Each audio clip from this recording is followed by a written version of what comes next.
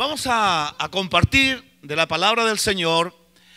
A mí me llama mucho la atención, entre muchas cosas, el mensaje de Juan el Bautista. Así que vamos a ir al Evangelio de San Juan, capítulo 1, y vamos a dar lectura a un solo versículo.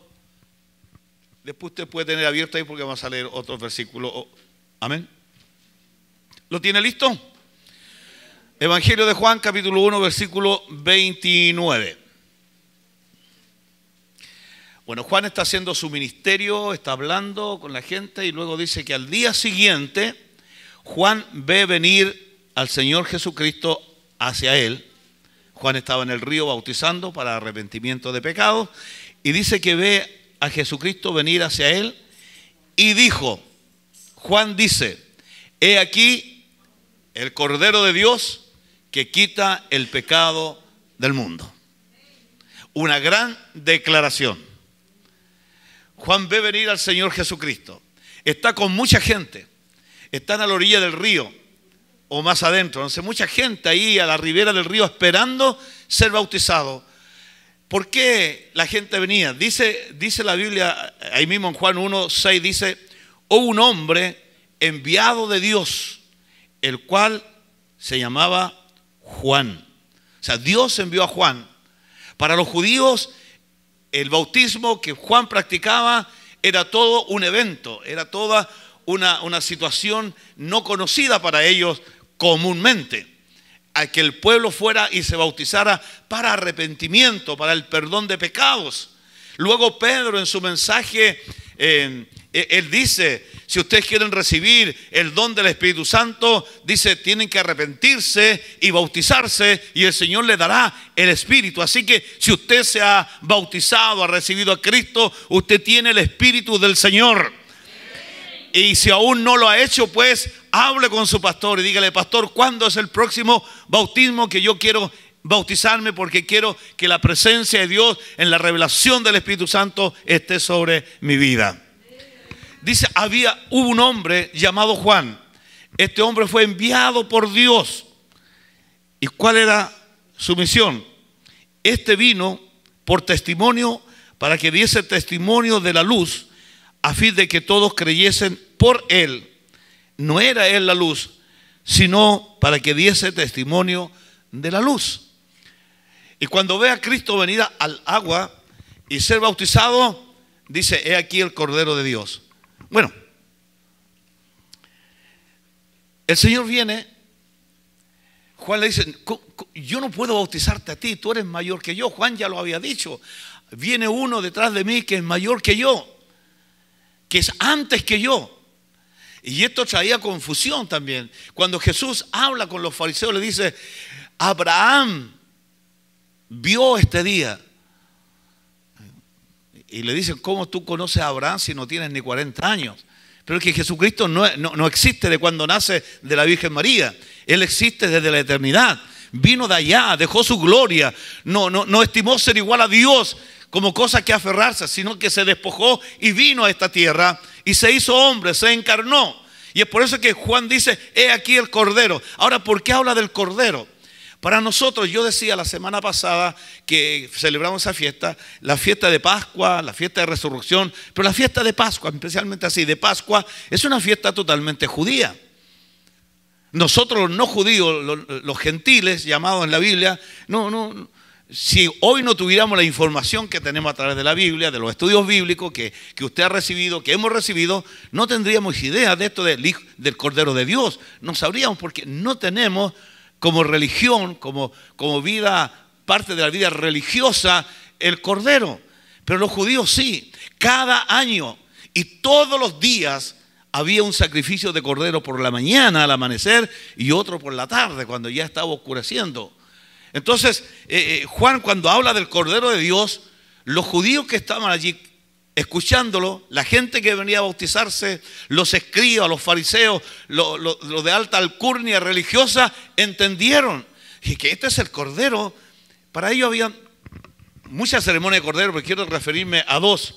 Una, que cuando el pueblo va a salir de Egipto, Dios le dice a Moisés, dile al pueblo que por familia separen un cordero y lo sacrifiquen un día antes, el día 14 del mes. No vamos a entrar en esos detalles, pero dice, lo van a sacrificar un día antes que yo los saque a ustedes de Egipto. Con la sangre del cordero van a pintar los postes y el dintel de la puerta.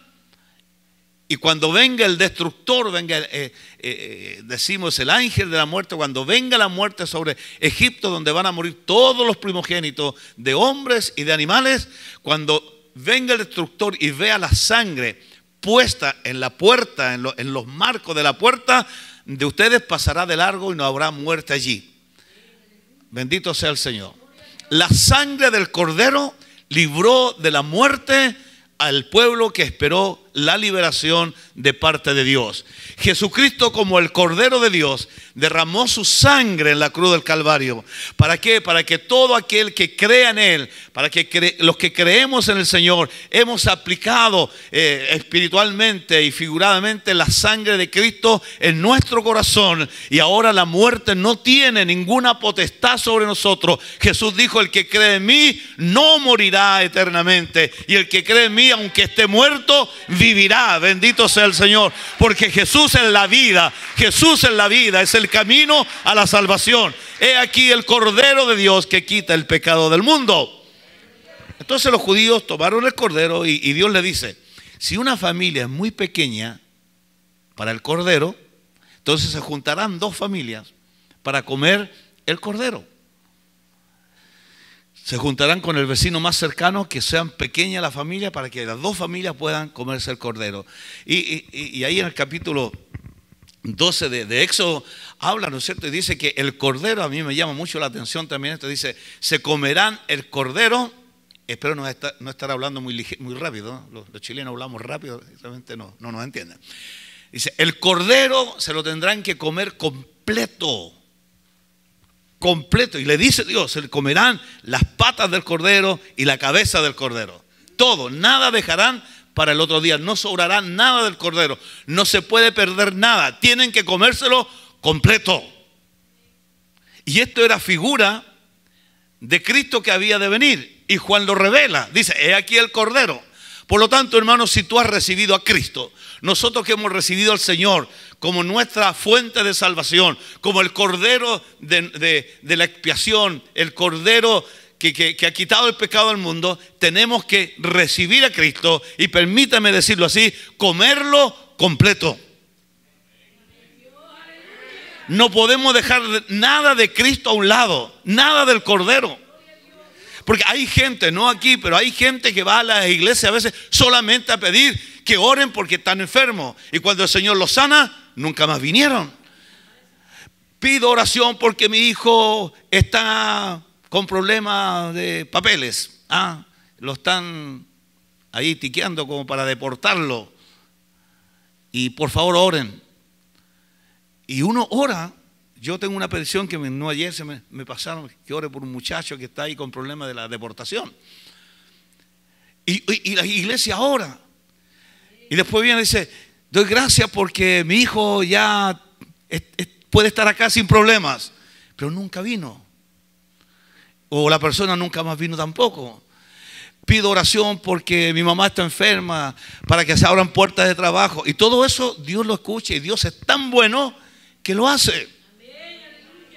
Quizá alguno de nosotros otra vez me está pidiendo lo mismo y nunca después me da gracias. Pero Dios es bueno. Pero hay que comerse todo el cordero. Todo el cordero. Y esto es una figura espiritual. Dice aún nosotros diríamos como para suavizar las patitas del cordero, ¿no? ¿Por qué? Porque cuando recibimos a Cristo y nos entregamos a Él, los cantos que cantamos, decía: Señor, yo quiero ser tuyo, todo tuyo, tú eres mi plenitud. Señor, quita de mí de raíz, decía una canción por ahí, todo lo malo, todo lo que nos sirve de mí. O sea, estamos diciendo: Señor, soy tuyo y yo voy a rendir mi vida, y todo lo que tú digas que yo haga lo voy a hacer. Soy completamente tuyo. Tú pagaste por mí, tú me redimiste, Señor, y si tú me has comprado, te pertenezco a ti. así ya no nos pertenecemos a nosotros mismos, sino a aquel que pagó por nosotros el precio más alto para comprar nuestra salvación. Hemos sido comprados no por precio de plata o de piedras preciosas o de oro, sino con la preciosa sangre del Cordero de Dios derramada en la cruz de Calvario. Denle un fuerte aplauso al Señor. Aleluya. Entonces el Cordero Pascual es figura de Jesucristo. Y todavía los judíos celebran la Pascua cada año. Y en la Pascua ellos toman 4 copas. Antes eran 5, pero ahora toman 4 nomás. Están dejando no, toman 4 nomás. ¿Ya? Porque ellos en cada copa tenían una significación. Tiene para ellos. Y Jesús en la última cena judía, la última cena, la Pascua, la última Pascua que pasó con sus apóstoles, fue la última. Le llamamos la común llamada la última cena. Pero también fue la primera institución de la cena, de la Santa Cena. Entonces, para ellos tenía un significado grande. Entonces, cuando Juan dice aquí el Cordero de Dios, está hablando del Cordero de la redención, del Cordero que iba a morir inmolado por su sangre, para que por su sangre tengamos salvación y vida eterna. Tienen que comerlo todo.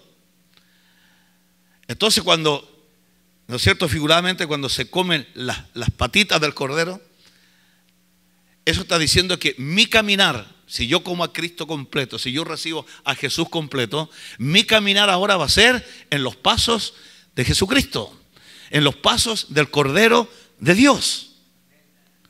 ¿Me estoy explicando? Por eso la Biblia dice, bienaventurados los pies sobre los montes, bienaventurados son los pies que vienen sobre los montes anunciando el evangelio o las buenas nuevas de salvación. Dice, bienaventurados son los pies del que viene. Ese está hablando de Jesucristo, lo dice ahí en Isaías. Pero luego Pablo lo cita y dice, bienaventurados son los pies de los que anuncian. O sea, Jesucristo vino, trajo la buena nueva, las anunció, y ahora los que hemos recibido esa buena nueva tenemos que entregarla. Entonces somos bienaventurados. Usted cuando le habla a un compañero de trabajo, usted cuando le habla a su familiar, usted cuando lleva el evangelio a cualquier lugar, tiene la oportunidad de hablar, usted está caminando en los pies en los pasos de Jesucristo, y usted es bienaventurado cuando habla de Cristo, porque está anunciando las buenas nuevas de salvación. No sienta vergüenza, no sienta temor de hablar de Cristo. Déjeme contarle algo. Yo no sé inglés. Apenas sé decir good morning. No sé inglés, pero yo de repente le meto unas palabras por ahí para darme a entender un poco. Entonces yo aprendí una frase. I need to go. Con esa yo me la arreglo donde llego a Estados Unidos. I need to go. I need to go Elizabeth, I need to go, qué sé yo, a donde vaya a ir. Entonces vine ahora en el avión, en el último asiento atrás, venía ahí al medio de 2 personas, 2 varones, y el de la derecha miraba hacia afuera, miraba, y yo lo noté que era un hombre que era muy sencillo. Por ahí tuve una palabra, y yo dije, ¿cómo le hablo, Señor? ¿Cómo le hablo de ti? ¿Qué es lo que digo? Porque él no hablaba español y yo tampoco inglés. Pero el Señor, yo tengo que hablarle, o sea, está aquí a mi lado. El otro venía durmiendo todo el viaje. Pero este no. Y sacó de repente unas cositas que son así, como hilos, que las mastican, no sé cómo se llama. Me dijo, ok, thank you. Good. Sí. Y digo, good. Sí, es good. Entonces le digo yo, God. Good? No, God.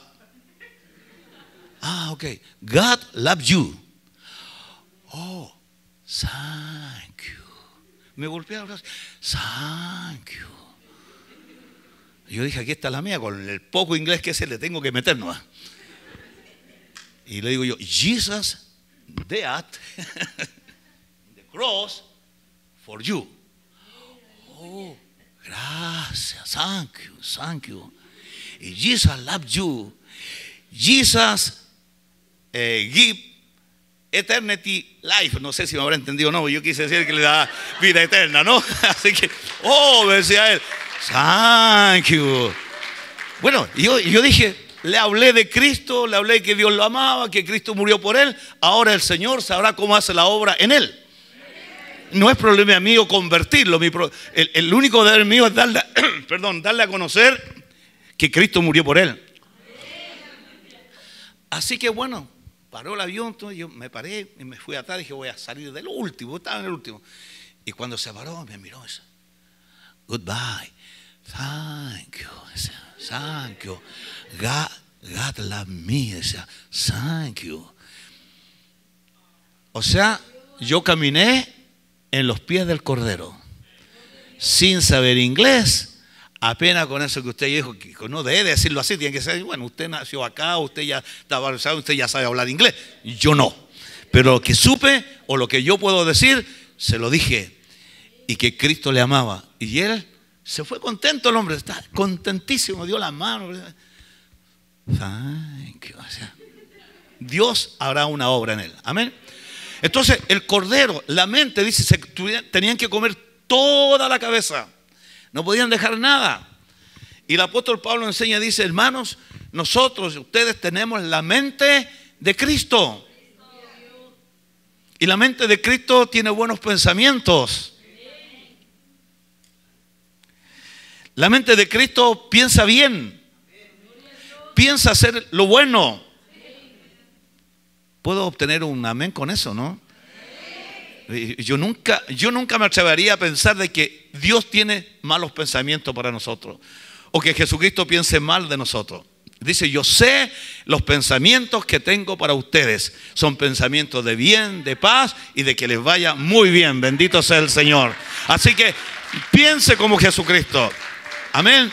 Tenemos momentos difíciles, momentos de debilidades, pero el Señor es nuestra fuerza. Él dijo, yo estaré con ustedes. El sacrificio del Cordero, entonces. Este sacrificio del Cordero lo comieron antes de salir de la tierra de Egipto. Era la figura de Cristo, era algo que simbolizaba a futuros siglos más adelante el Cordero que había de venir por nuestra redención. Pero había otro Cordero también que era del todo quemado, era un holocausto donde nadie comía de ese Cordero, que se presentaba por los pecados del pueblo. Y también se presentaba para que Dios, bendijera y perdonara al pueblo. Y ese era quemado completamente en el altar. Toda la carne estaba ahí en el altar del sacrificio. Ese Cordero que se quemaba allí en el altar del sacrificio representaba también a Cristo rindiendo toda su vida, pagando todos nuestros pecados.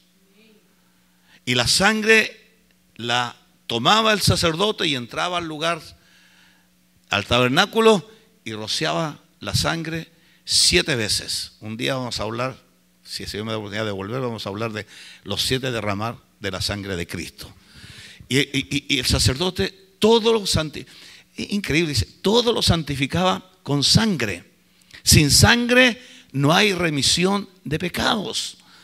O sea, la única forma de que mis pecados sean perdonados es aceptar que Cristo derramó su sangre por mí. Bendito sea el Señor. Jesucristo es el único camino, es el camino.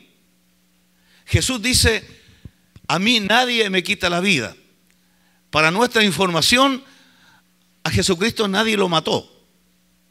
Pero ¿cómo eso? Si dice que los romanos lo crucificaron. Sí, pero a Cristo nadie le quitaba la vida. Él dijo, a mí nadie me quita la vida. Yo la pongo, yo la entrego. Y tengo poder para ponerla y poder para volverla a tomar. Qué bueno es el Señor, ¿no? Él es poderoso. Hermano, imagínense, ¿quién puede quitarle la vida a alguien que da la vida? Si se para delante de un sepulcro con un muerto de 4 días que ya tenía mal olor, la hermana de este difunto que estaba ahí sepultado le dice: pero Señor, ya tiene 4 días, ya está maloliente, está descompuesto. Jesús le dice: ¿no te he dicho que si crees verás la gloria de Dios? Hay situaciones, hermanos, que son inmejorables o que no se pueden remediar. Hay situaciones que nos sentimos muy abatidos, muy encrucijadas, que no tenemos salida. Pero si creemos, el Señor va a mostrar su gloria. Y Él se para frente a la tumba de Lázaro y le dice: Lázaro, ven fuera. Y el muerto salió ahí a la orilla de la tumba y le sacaron las vendas y siguió viviendo. Porque Cristo es la vida. Cristo es vida. Entonces, ¿quién le podía quitar la vida a alguien que da la vida? Él dijo: yo soy la vida, yo soy la vida. Por lo tanto, amados hermanos, en Cristo Jesús tenemos vida, y ya lo dije, Jesús lo dice, vida eterna. El que cree en mí no morirá eternamente. Y el apóstol Pablo enseña y dice: nosotros estábamos muertos en delitos y pecados, pero Dios nos resucitó, nos dio vida juntamente con Cristo.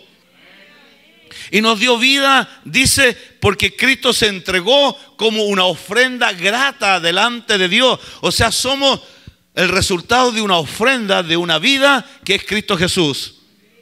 Déjeme hacer un paréntesis aquí. Yo en la iglesia le digo a los hermanos: la ofrenda del culto, ya que estamos hablando de la ofrenda del Cordero, es algo importantísimo en el culto. De repente nosotros pensamos que lo más importante, de hecho es la palabra porque te enseña, o lo más importante es los cantos, qué sé yo, pero la ofrenda ocupa un lugar importantísimo. Dentro del culto judío la ofrenda era algo especial. ¿Sabe usted que por una mala ofrenda hubo el primer homicidio? Por una ofrenda recortada murieron 2 personas.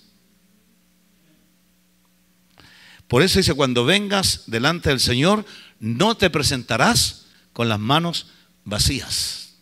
Ese es un paréntesis, ¿no?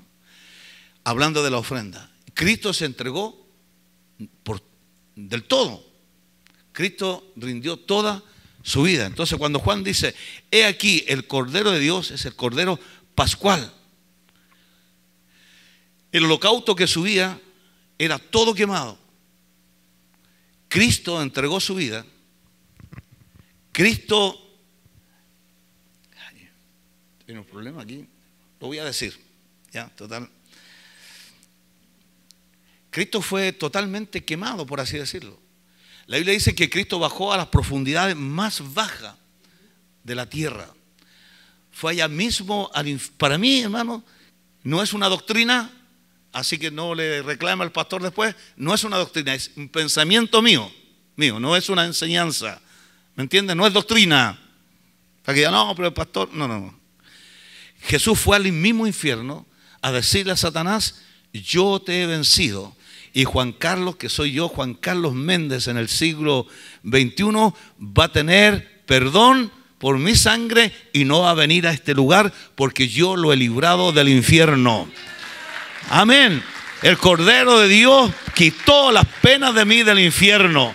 Yo no voy a ir a ese lugar porque el Señor me ha salvado. Amén. Y dice el Apocalipsis que Jesús le quitó al diablo las llaves del infierno y de la muerte. No voy a hacer la pregunta, pero yo a veces hago preguntas en la congregación donde estoy porque tengo la confianza allá en mi país. Digo: ¿cuántos le tienen miedo al diablo? Y no falta que levante la mano, porque esas cosas muy raras, que se mueven los muebles en la casa, que siento pasos, que qué sé yo. Y algunos le tienen miedo. Yo digo: no le tenga miedo. El diablo dice que Jesús le quitó las llaves del infierno. ¿Cuál es el lugar donde va a ir el diablo al final de todos los tiempos? Al infierno. Y el Señor le arrebató las llaves del infierno. O sea, el diablo es un pobre diablo que ni siquiera tiene la llave de su casa. Señor lo venció. Así que no hay nada que te pueda a ti derrotar completamente. Tenemos algunas derrotas de repente, tenemos algunos tropiezos, algunas caídas, puede que alguien las tenga, no somos perfectos, pero el Señor pagó por todos nuestros pecados, por todos. Bendito sea el Señor. Entonces, cuando el Señor entrega su vida, rompe con la maldición del pecado, con la muerte que trae el pecado a nosotros, la separación eterna de Dios. Y el Señor le arrebata al diablo la llave del infierno y de la muerte. Por eso, hermanos, cuando yo soy un convencido que cuando un cristiano muere, no muere, es un poco, sino que dice que los ángeles vienen por él. Los ángeles vienen y lo llevan a la presencia de Dios. Murió el rico y fue sepultado con mucha pompa, pero llegó a un lugar donde estaba atormentado. Murió Lázaro y dice que los ángeles vinieron, no dice murió, dice los ángeles vinieron a buscarlo. Por eso el apóstol Pablo enseña, dice, hermanos, nosotros no moriremos, porque ya hemos sido resucitados con Cristo. Aleluya.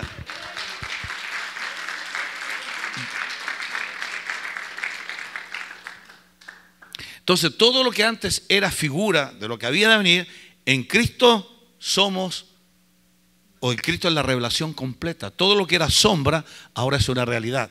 Entonces, cuando las familias se juntaban para comer el cordero, no está hablando ahí figuradamente, simbólicamente, proféticamente, a que habría un pueblo diferente del uno de los otros, que estarían unidos por una sola unión, que es la sangre del cordero, que es el sacrificio del cordero. Y aquí hoy habemos de diferentes naciones, pero somos uno solo en Cristo Jesús, por la sangre del cordero.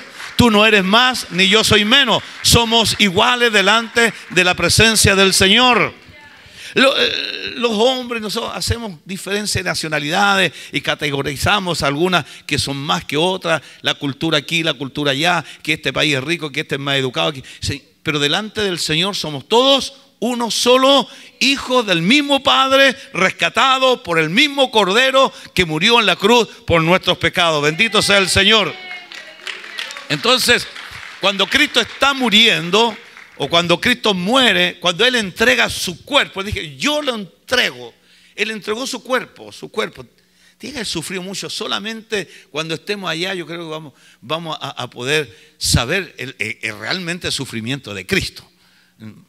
Más allá de lo físico, más allá de los azotes, ya el peso de haber cargado el pecado de todo el mundo.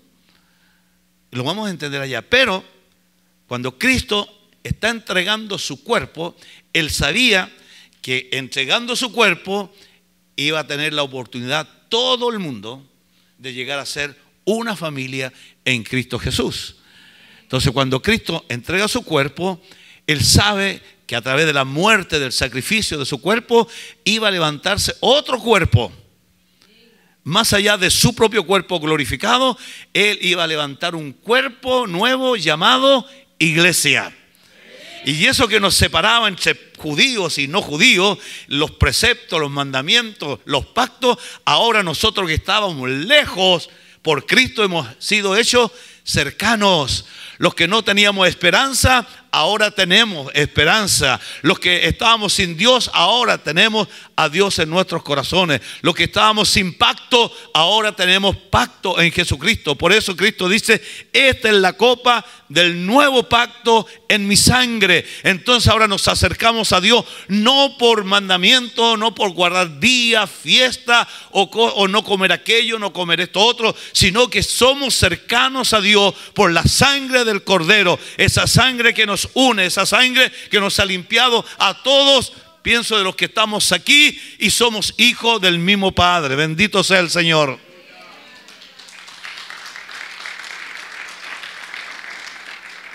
Cuando Cristo está en la cruz y muere, un soldado les traspasó el costado.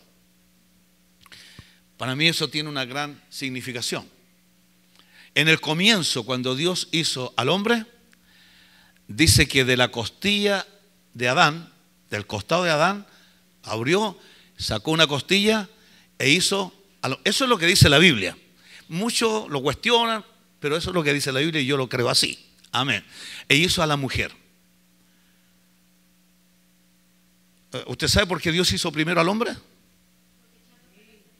¿Ah? Porque echando a perder se aprende, ¿no?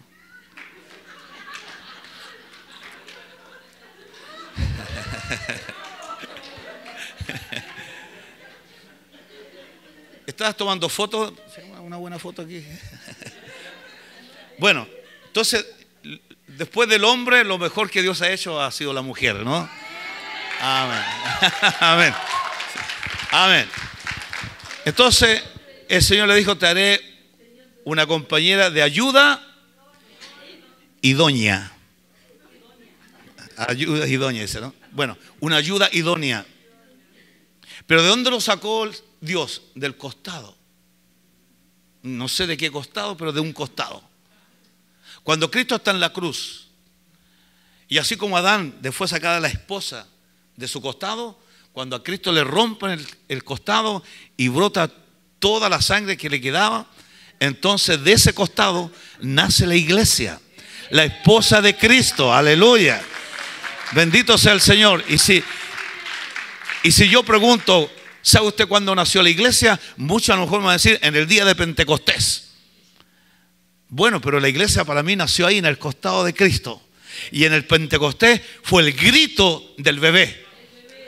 Fue el grito del golpe del Espíritu de Dios cuando al médico, ¿no es cierto?, lo golpea al bebé, ¡guau!, y llora. Entonces la iglesia había nacido en el costado de Cristo, pero todavía estaban ahí, tranquilos, estaban escondidos incluso, reuniéndose, y Jesús se les aparece por 40 días hablándole del reino. Jesucristo lo único que habló fue el reino, el reino, el reino. Y la iglesia tiene que hablar del reino de Dios, del reino de Cristo, de la salvación que hay por medio de Cristo. Aleluya. Es el reino del Señor, no es nuestra cultura, es el reino del Señor. Aleluya. Y la cultura del reino es diferente a la cultura de todos los países del mundo. Todo, la cultura de este país, o sea, no de este país, la cultura del mundo, del reino de este mundo, donde quiera que vivamos, es el que me la hace, me la paga. Y ya se va a encontrar conmigo. Y la cultura del reino, Jesús dice, si alguien te pega en una mejilla, pon la otra. Si alguien te maldice, tú bendícelo. Si alguien te persigue, te anda molestando, ora por él. Esa es la cultura del reino. Y si esa es la cultura del reino, entonces en este reducto de ahora, que somos parte del reino, entonces tenemos que amarnos los unos a los otros. Porque este grupo no es el todo, no es la iglesia en sí, es parte de la iglesia. Porque hay otros que están reunidos más allá, otros más al sur, más al norte, al este, al oeste, en Chile, en la China, en Francia, en muchos países son parte de la iglesia. Usted es parte de un todo, pero no es el todo. Somos parte de un todo. Así que cuando quieran los humos subirse a la cabeza, que aquí digamos, no, somos parte de un todo. Y Dios nos ha dado ciertas gracias, ciertos dones que se manifiestan más en nosotros. Hay iglesias donde la manifestación del Espíritu en la enseñanza de la palabra es tremenda. Y hay otros donde la enseñanza o las manifestaciones son otras. Son las sanidades, son las lenguas. Pero a cada uno Dios le da como necesita el lugar, y Dios pone allí a la persona para guiar a esa congregación. Pero ustedes no son el todo, son parte del cuerpo. Yo soy parte del cuerpo. Tenemos diferentes funciones, pero son miembros del cuerpo de Cristo. Gloria a Dios por esta diversidad, que todos tenemos parte, que todos podemos hacer algo en la iglesia del Señor. Entonces vuelvo a decir, cuando Cristo le ha roto el costado, cuando a Cristo le rompen el costado, nace la iglesia. Porque la iglesia nace por medio de la sangre del Cordero. Y en Pentecostés entonces vino el golpe del Espíritu, y la iglesia lanza el llanto, el grito del recién nacido. Y luego empieza a crecer ese recién nacido. Hay sanidades, hay milagros, hay profecía, hay eventos diferentes, hay cosas que el Señor comienza a dar a la iglesia, pero luego Dios levanta también a un hombre llamado Pablo para que pueda enseñar a la iglesia a caminar con todas las manifestaciones posibles, pero en orden. En orden. Amén. En orden. Entonces, Pablo escribe las cartas, en fin, para la iglesia y les dice cómo usar los dones, cómo usar las manifestaciones. Luego Pablo entonces también dice, bueno, el Señor ha levantado pastores, evangelistas y da varios dones a la iglesia para que estos enseñen a la iglesia. Y Pablo, antes de partir, le dice a su hijo Timoteo, pastor de una iglesia grande, dice: Timoteo, te pido encarecidamente por el Señor Jesucristo que enseñes la palabra, que prediques, que enseñes toda la palabra. Entonces, amados hermanos, cuando el pastor le está enseñando la palabra es como espada que penetra hasta partir. O sea, la palabra hace divisiones en nosotros de lo que es la carne y lo que es del espíritu, lo que agrada y lo que no agrada a Dios. Así que cuando el pastor llega con una palabra y esa palabra te hiere, gracias, no te enojes con el pastor. No, yo no he hablado nada con el pastor, qué bueno. Que estoy en un hotel, no estoy ni siquiera en la casa del pastor, ni en la casa de ningún hermano, así que no he escuchado nada, qué bueno. Entonces, ¿por qué me ha pasado a mí? Por eso te lo digo, yo soy pastor, por hermano. Yo no soy evangelista, soy pastor. Pastor. Ya voy a terminar. Un día estoy parado despidiéndome de la gente, todo, y un hermano viene y me dice: pastor, ¿cómo está? Me voy mal, dijo. ¿Por qué? La palabra me hirió, pastor. Yo le dije: yo pensaba que te matara. ¿Pero cómo? Bueno, si te hirió, no te hagas problema, porque el mismo Señor, no yo, el Señor que te ha herido es el mismo que te va a vendar y te va a sanar, porque la palabra es para bien, la palabra es para crecer, la palabra es para tener victoria en el Señor. Concluyendo, hermanos, el Cordero de Dios, Jesucristo. Jesucristo es el único camino a la vida eterna. No es un camino, es el camino. No hay otro camino. Es el único que ha resucitado de los muertos y que nunca más murió. Lázaro también resucitó, pero volvió a morir. Todos los que resucitó el Señor tuvieron que morir de nuevo.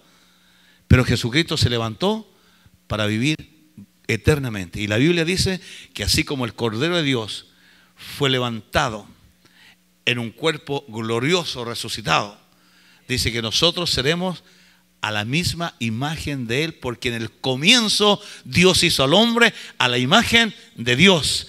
Y Cristo vino a rescatar esa imagen que se había perdido, a darnos vida nueva, para que en el día del Señor seamos igual al Hijo de Dios en su cuerpo transformado. Esto corrupto se ha de vestir de incorrupción. Esto mortal se ha de vestir con inmortalidad. Esto que no tiene gloria se va a vestir con la gloria del Eterno, con la gloria del Padre, con la gloria del Hijo, con la gloria del Espíritu Santo. Así que, amados hermanos, el Señor está con nosotros, el Señor le ha salvado, la sangre de Cristo tiene poder. Aleluya. Y si en esta tarde aquí, en esta mañana, hay alguien que aún no ha rendido su vida a Cristo, no le ha dicho: Señor, ven a mi corazón, Señor, te necesito, soy un pecador. Todos somos pecadores, con una diferencia: hay pecadores que aún no han sido perdonados y otros que hemos sido perdonados porque hemos aceptado el sacrificio de Cristo. Así que póngase en pie, hermano, por favor. Vamos a orar al Señor.